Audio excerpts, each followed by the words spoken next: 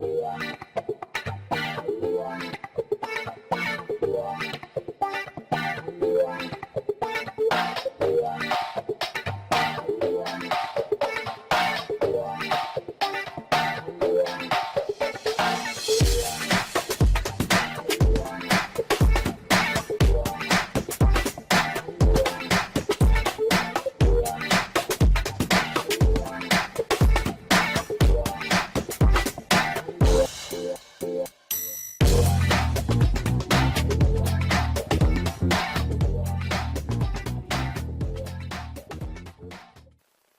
this classroom model, we traveled to Northwest Middle School to visit with Joy Hessman's 6th grade English Language Arts class. What we've come to see is how Ms. Hessman uses rotations of small groups and independent work to offer different levels of support that helps every child reach the same level of challenge.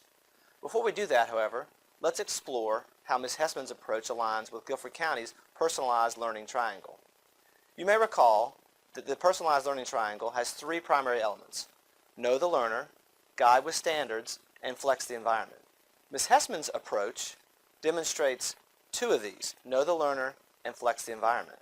It demonstrates know the learner because Ms. Hessman monitors her students' personal and academic needs to adjust the level of support she gives them.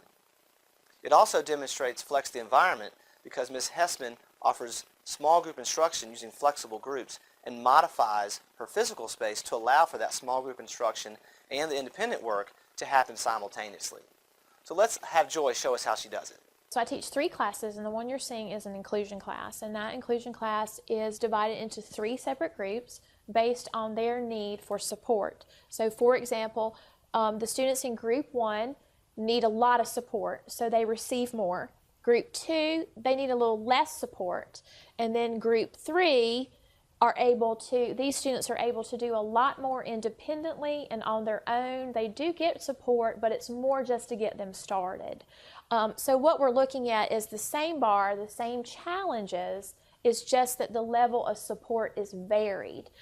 So let's talk about small groups today and see what's going on. First of all, in your independent group, your directions are back there on the board. We're going to do just what we did last week. We're going to take turns finishing the Learn Zillion lessons. However, those with the stars, that's what the directions say, those with stars should go first and finish lesson 2. Because what I did is I looked through all the papers and I thought, ooh, who's not finished because we can't move on until those are done. So if your name has a star on it, for example, in group 3, Austin gets first priority to a computer. Now, over here is still your materials for your Learn Zillion, but I have made sure they're in nice folders for you, so you come get your folder. When you open your folder, same thing from last time. If you're not working on the computer or you're finished, you may read your Watsons or another book of your choice.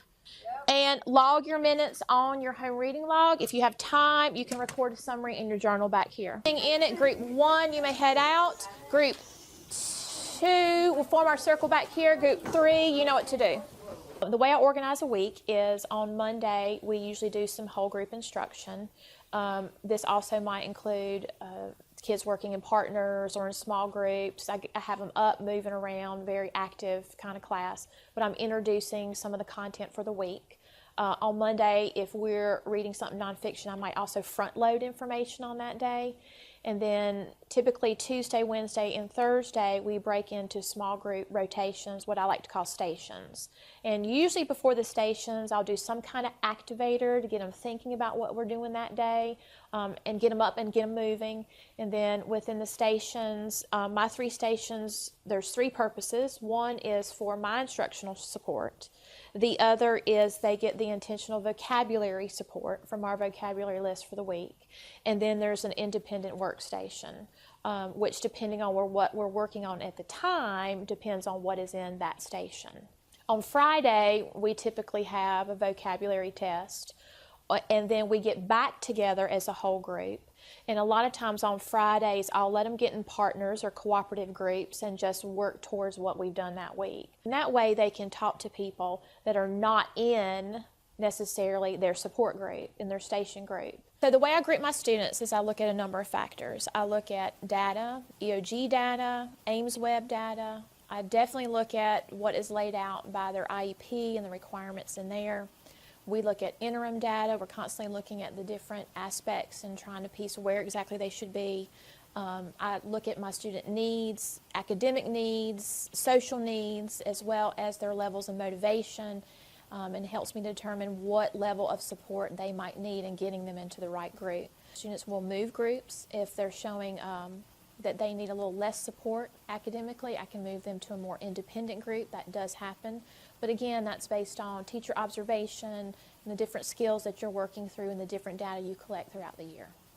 So I am a big believer in the small group structure in my class and the station rotations, because I've done it all. I've done the whole group, I've done the small group, and what I find is that in whole group, your kids, they just get lost. You may have a handful that are actually with you, but it's hard to catch the ones that are really quiet and drifting and, daydreaming, and then you'll have ones that do act up because they have an audience. So when you take it into the small group, it changes the dynamics. In that small group, I feel like I'm able to deliver the content by looking at a child like in the eyes, face to face, and addressing those standards. I feel like I can assess their needs better in that group, what they're getting and what they're not getting. You don't get that in whole group because there's no way you can see all of them at that one time. I feel like it helps me hold them accountable. So if they're not paying attention, there's a lot of times they're not, I can bring them back in. And we spend a lot of time doing that, but just imagine in whole group, they wouldn't be with you at all. They would be somewhere else because you just couldn't get to everybody at the same time. In whole group, how many times as a teacher do you say, I didn't even talk to that kid today? And that's what happens in whole group. So I think the small group is much better than whole group because you just get that interaction with that child one-on-one.